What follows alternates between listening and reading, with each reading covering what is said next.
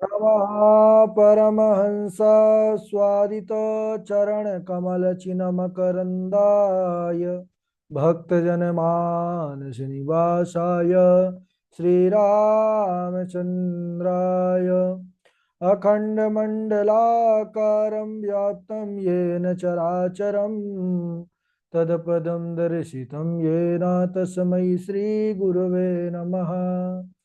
वरापीडं नटवरवपुः कर्णयोः कर्णिकारं बिभ्रदवासः कनककपिशं वैजयन्तीं च मालां रन्ध्रान् वेणोरधरसुधया पूरयन् गोपवृन्दैर्वृन्दारण्यं स्वपदरमणं प्राविशद्गीतकीर्तिः। श्री राम राम रघुनंदन राम राम, श्री राम राम भरताग्रज राम राम, श्री राम राम रणकर कस राम राम, श्री राम राम शरणं भव राम राम। माता रामो मत पिता रामचंद्रः, स्वामी रामो मत्सखा रामचंद्रः, सर्वस्वं मे रामचंद्रो दयालुर्, नान्यं जाने नैव जाने न जाने। अंजनानंदनं वीरं जानकी शोकनाशनं कपीशमक्षहन्तारं वन्दे लङ्काभयङ्करं। मूकं करोति वाचालं पङ्गुं लङ्घयते गिरिं, यत्कृपातमहं वन्दे परमानन्दमाधवम्। भक्ति भक्त भगवंत गुरु चतुर नाम बपुए, इनके पद वंदन किए नासत विघ्न अनेक।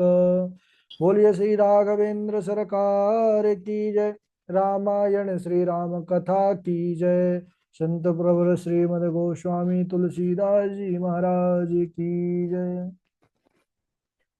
परम मंगलमय परात्पर अखिलेश्वर अखिल ही प्रत्यनीय परमात्मा गुणगण निलय कौशल्यानंद नंदन पर ब्रह्म परम आनंद रस सार सरोवर समुद्भूत कौशल्या आनंद वर्धन अवध नरेंद्र नंदन श्री रघुनंदन विदेह वनस वै जयंती जनक नरेंद्र नंदनी भास्वती जगदीश्वरी माँ सुनैना की आंखों की पुतलिका विदेह जा जनक जा जनकाधिराज तनया जनक राज के किशोरी वैदेही मैथिली श्री राम प्राण वल्लभा श्री जानी कीजिए। इन दोनों युगल सरकार के पावन चरणारविंदों पर कूर्चा नमन नतमस्तक वंदन एवं अभिनंदन। तीनों मैया चारों भैयाओं के चरणों में कोटि कोटि प्रणाम। अनंत बलवंत गुणवंत श्री हनुमान जी महाराज के पावन चरणारविंदों पर कूर्चा प्रणति। समस्त भूतादिक सी राम मैं सब जग जानी, करहूँ प्रणाम जोरी जुग पानी। हम सबका यह परम सौभाग्य कि इस राम कथा रामचरित्र रूपी गंगा पर स्नान करने का, गोता लगाने का जीवन में यह शुभ अवसर प्राप्त हुआ। देखिए, इस मार्ग पर, इस पथ पर कोई बिरला ही चल पाता है। ठाकुर जी की भक्ति सबको प्राप्त नहीं होती है, क्योंकि इस संसार पर अनंत जीव है, कोई संख्या नहीं है कितने जीव हैं, लेकिन वह सब इस सौभाग्य को प्राप्त नहीं कर पाते हैं। बोले कि इस मार्ग पर कौन आता है, तो इसका प्रत्युत्तर बाबा जी देते हैं। बोले कि इस मार्ग पर वही आता है। बोले कौन? बोले आती हरि कृपा जाही पर होई, पाव देहि यही मार्ग सोई। बोले कृपा बस से इस मार्ग पर आया ही नहीं जा सकता। तो बोले कैसे आया जाता है? बोले अति हरि कृपा जाहि पर होई। तो हम सब पर निश्चित रूप से राघवेंद्र सरकार जनक लली माता जानकी जी की अति कृपा हुई है, तब जाकर के जीवन में यह सद सौभाग्य उपस्थित हुआ है। और देखिए, सौभाग्य में भी एक और सौभाग्य का दर्शन हम पर लोग कर पा रहे हैं।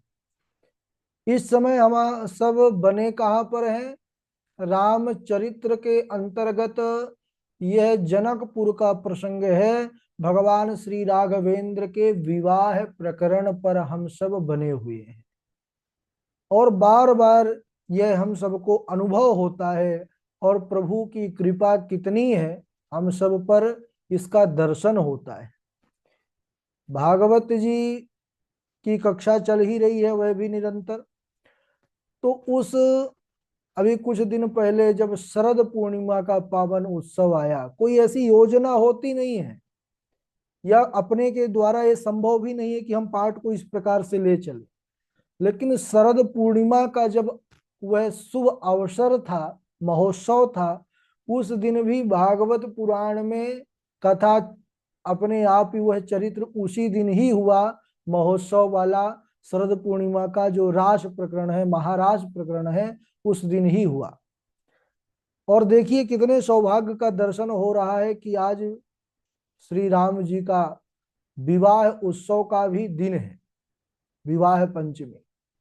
और हम सबकी कथा कहाँ पर है?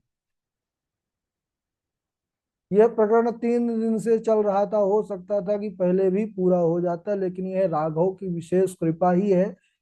ये अनुभव होता है कि सौभाग्य से आज जो है श्री राम सीता जी का विवाह महोत्सव है भी तिथि के हिसाब से, और हम सब कक्षा में भी उसी महोत्सव को कर पा रहे हैं, लाभ ले पा रहे हैं। यह राघवेंद्र सरकार की विशेष कृपा है।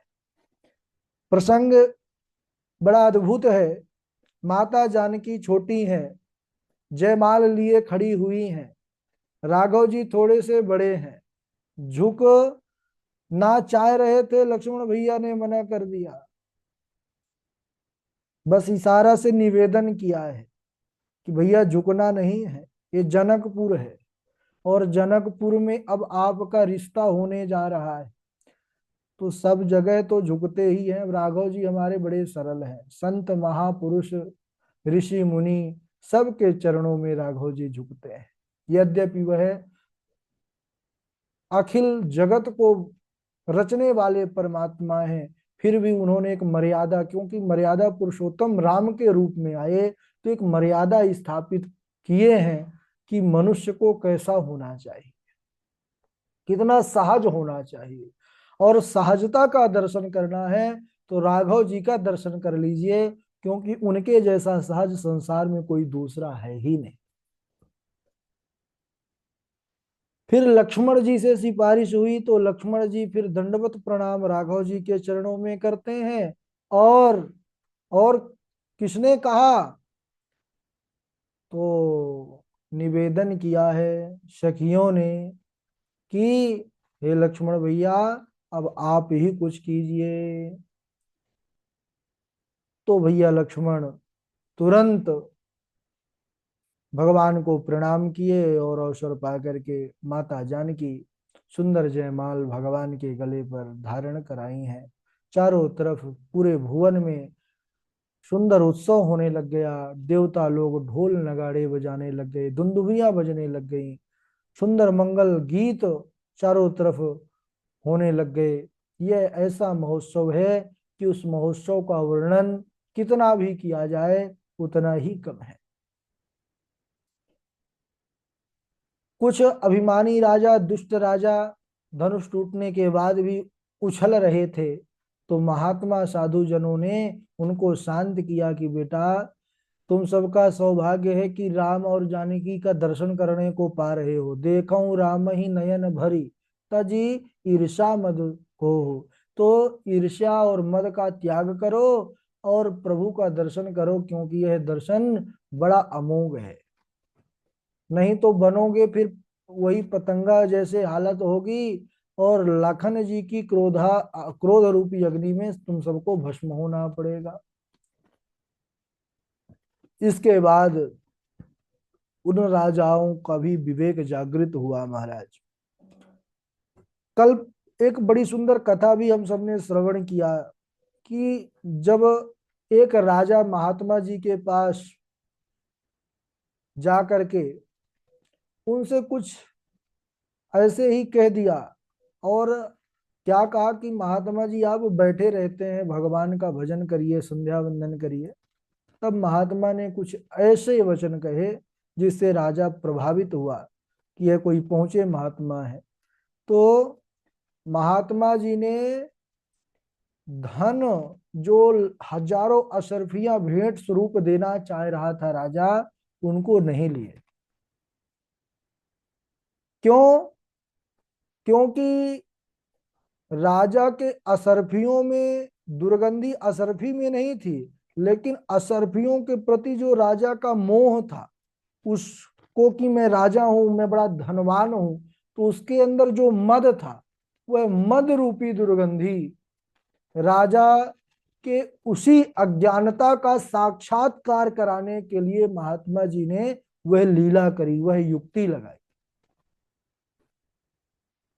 यद्यपि गृहस्थ विरक्त सबको शारीरिक निर्वाह के लिए, शरीर या जीवन यापन करने के लिए वस्तुओं से तो संपर्क रखना ही पड़ता है, सांसारिक वस्तुओं का, लेकिन जो विवेकवान पुरुष होते हैं वह माया को अपनी दासी बनाते हैं, लेकिन जो अविवेकी जन होते हैं वह स्वयं माया के दास बन जाते हैं। जो विवेकवान होते हैं वह चाहे गृहस्थ में रहें चाहे विरक्त में रहें महाराज, वह तो अगर उनके पास ज्यादा धन भी है तो धन का वह लोग के कल्याण में ही लगाते हैं। उस धन का उपयोग वह सांसारिक कल्याण के लिए, सुंदर धर्म अनुष्ठानों के लिए ही उस धन का व्यय करते हैं। इसीलिए जीवन में ज्यादा संग्रह नहीं करना चाहिए, और यदि ज्यादा धन हो भी तो उसको लोक हित के लिए लगाना चाहिए। यह हमारे शास्त्र उपदेश करते हैं, कथा हमको बतलाती है। क्योंकि यह धन अगर जो धर्म में नहीं लगेगा तो धर्म ही विकृति पैदा कर देगा, और वह धर्म फिर वो वह धन भी फिर हम सबको ले डूबेगा। अब इधर बड़ा सुंदर उत्सव चल रहा है मिथिला नगरी पर, सभी लोग बड़े प्रसन्न हैं, लेकिन उसी समय धनुष टूट चुका है, वरमाला जानकी जी डाल चुकी हैं रघुवर के गले पर, और उसी समय महाराज परशुराम जी का आगमन हो गया। तेहि अवसर सुनी शिव धानु भंगा, आय सुभ्रघुकुल कमल पतंगा। शिव जी के धनुष का टूटना सुना नहीं कि महाराज चमचमाता फरसा लेकर के हाथ में परशुराम जी वहां पर आ खड़े हुए, प्रकट हो गए मानो। परशुराम जी का आगमन कब हुआ? जब जयमाल हो चुका है। अच्छा, क्यों हुआ? इसका भी कारण है, क्योंकि इस सभा पर, इस स्वयंवर में सब प्रकार के राजा आए हैं, क्रूर, कपूत, मूढ़, कुटिल, महीपति आए, ये सब राजा आए हुए थे। क्यों? क्योंकि तभी तो राम जी के धनुष तोड़ने के बाद भी वह क्रुद्ध होकर के सीता जी को जबरदस्ती छीनने का प्रयास कर रहे थे, तैयारी कर रहे थे। अच्छा, लक्ष्मण जी तो क्रोधित हो चुके थे उनको दंडित करने के लिए, लेकिन उसी ठीक मौके पर लक्ष्मण जी का क्रोध बढ़ता कि ठीक उसी समय परशुराम जी रंगमंच पर आ जाते हैं। कभी उनका चित्र खींचते हैं, चित्र खींचते हैं, जैसे कोई भी महोत्सव होता है ना, तो आजकल ज्यादातर चित्र ही खींचते रहते हैं, सब जगह पर चित्र खींचते हैं। ऐसे ही कभी भी चित्र खींच रहे हैं कि आए हैं तो कैसे हैं, बोले भ्रकुटी कुटिला नयन रिसराते। भ्रकुटी कुटिल नयन रिसराते। परशुराम जी क्रोध के कारण उनकी भौहें टेढ़ी हैं और क्रोध के कारण उनकी आंख लाल हो चुकी है, नेत्र लाल है। और देखने से ही जान पड़ रहे हैं कि यह भारी क्रोध में है महाराज। अच्छा, परशुराम जी का स्वरूप कैसा है? तो गौरी शरीर भूति भाल भ्राजा भाले विशाल त्रिपुंड विराजा। शीस जटा शशि बदनु सुहावा ऋष बस कछुक अरुण होई आवा। तो गौरी शरीर, परशुराम जी का जो पूरा शरीर है गौर वर्ण का है, और उस गौर वर्ण में वह सुंदर भस्मी रमाए हुए हैं, सर पर सुंदर जटाएं हैं, विशाल ललाट है और उसमें महाराज त्रिपुंड लगा हुआ है, वह विशेष शोभा दे रहा है। विशाल भुजाएं हैं, अजान बाहु, सुंदर यज्ञोपवीत धारण किए हुए हैं, एक हाथ पर धनुष बाण है और कंधे पर फरसा महाराज धारण किए हुए हैं। परशुराम जी को देखते ही सब राजा भय से व्याकुल हो गए और उठ करके खड़े हो गए, हाथ जोड़ करके खड़े हो गए। वही राजा महाराज जो बड़ी बड़ी डींगे हाँक रहे थे ना, हाथ जोड़ करके परशुराम जी के सामने खड़े हो गए मस्तक झुका करके। और क्या दशा है? तो बाबा जी लिखते हैं, पितु समेत कही कही निज नामा लगे करन सब दंड प्रणामा। आहा, पितु समेत कि हे महाराज मैं इनका पुत्र हूं, दंडवत प्रणाम कर रहे हैं। हे महाराज मैं इनका पुत्र हूं, अपने अपने पिता का नाम लेकर के। और महाराज परशुराम के चरणों में सब राजा दंडवत प्रणाम करने लग गए। लेकिन परशुराम जी जिसकी ओर निहार लेते क्रोध से, उस राजा को तो बस लगता कि बस मेरी घड़ी पूरी हुई, अब मैं बचने वाला नहीं, आयु पूरी हुई। ऐसी स्थिति को देख करके बुद्धिमान महाराज जनक जी स्वयं आगे बढ़ करके आते हैं और भगवान परशुराम के चरणों में महाराज जनक जी प्रणाम कर रहे हैं। अपनी पुत्री जानकी सीता को भी प्रणाम करवाया है। तब परशुराम जी सीता जी को आशीर्वाद दिए, जनक जी को आशीर्वाद दिए।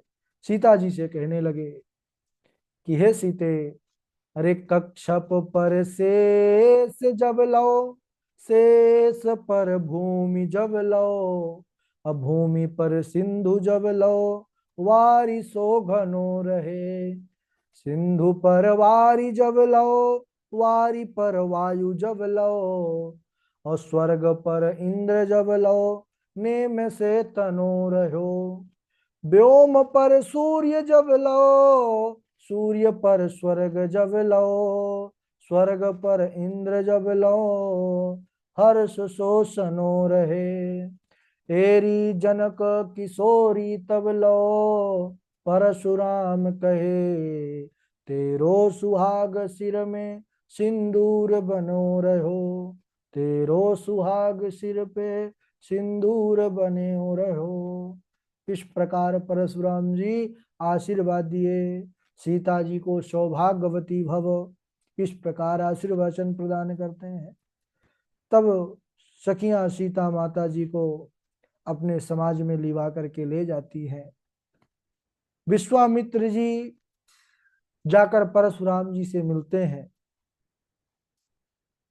चरण कमलों में दोनों भाइयों को डाल दिए, राम जी लक्ष्मण जी को।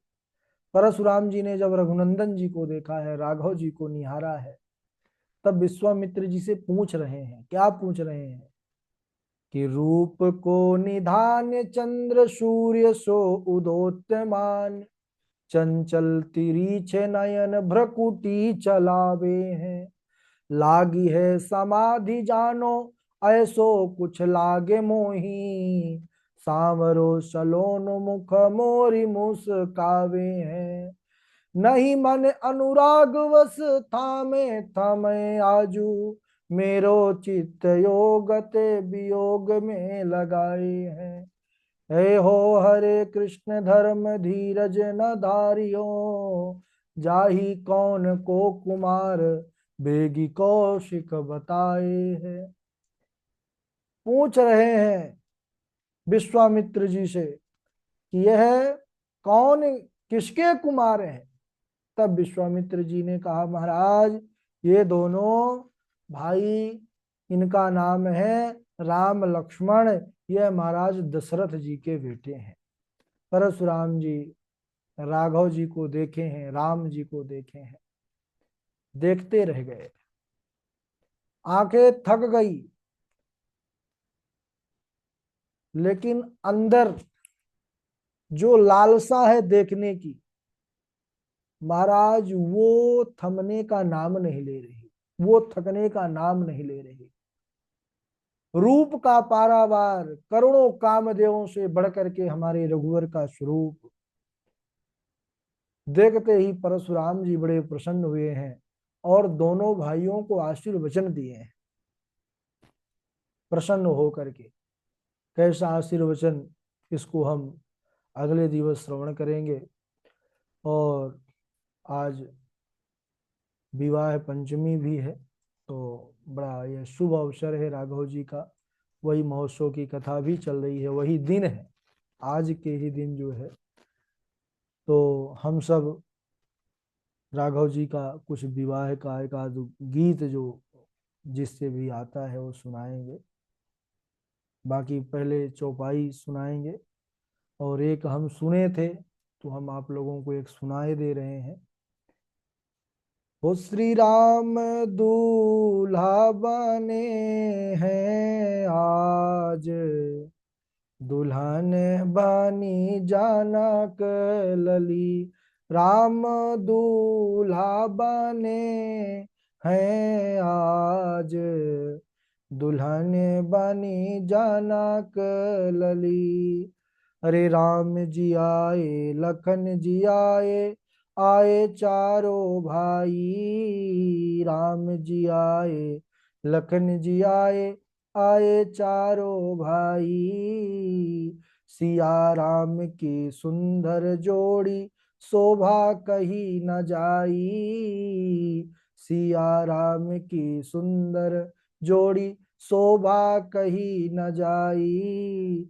हो आज मिथिला में आई बरात, दुल्हन बनी जनक लली, आज दूल्हा बने सिया राम, दुल्हन बनी जनक लली, दुल्हन बनी जनक लली। बोलिए सियावर रामचंद्र की जय।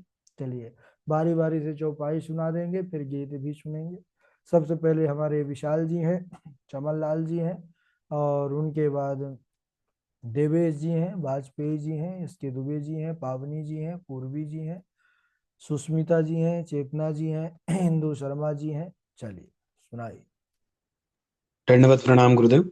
हाँ जी विशाल। तेहि छन राम मध्य धनु तोरा, भरे भुवन दुनि घोर कठोरा। भर भुवन घोर कठोर, रवर रवि बाजित जि मारुग चले, करहि दे गज डोल, मही कोल कुरुम कल मले, सुर असुर सुर असुर मुनि कर कान दीने, सकल बिकल विचारहि। कोदंड खंडेउ राम तुलसी, जयति बचन उचारहि। प्रणाम गुरुदेव। बहुत बढ़िया। विशाल जी के बाद चमन लाल जी। गुरु जी एक चौपाई मैं भी बोल सकता हूँ, अगर आपकी आज्ञा हो तो। अवसर मिलेगा, इंतजार करिए। देवेश जी, चमन लाल जी। प्रणाम जी। हाँ। भरे भुवन घोरे कठोर रव रवि, वाजित जी मारगु चले। चीक करही दिगज डोल महियली, कोल कूरम कल मले। सुर असुर मुनि कर कान दीने, सकल बिकल विचारहि। कोदंड खंडेउ राम तुलसी, जयति वचन उचारहि। जी बिल्कुल। बहुत बढ़िया। देवेश जी। राधे राधे गुरु जी, प्रणाम। हाँ, सुनाए। तेहि क्षण राम मध्य धनु तोरा, भरे भुवन धुनि घोर कठोरा। भरे भुवन घोर कठोर, रब रवि बाजी तज मार गुचले।